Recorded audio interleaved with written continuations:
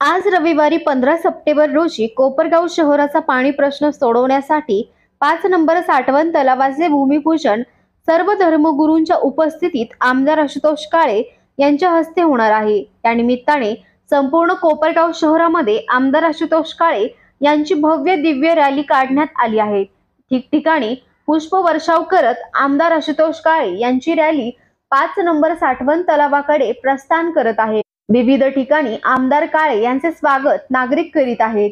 त्याचप्रमाणे यसगाव या ठिकाणी 5 नंबर साठवण तलावावर कोपरगाव शहरातील महिला भगिनी नागरिक मोठ्या संख्येने सहभागी होताना दिसून येत आहेत। पाण्याने संपूर्ण भरलेले तळे बघताना नागरिकांना फोटो काढण्याचा मोह होत आहे। काही वेळातच जलपूजनाचा सोहळा या ठिकाणी पार पडणार आहे।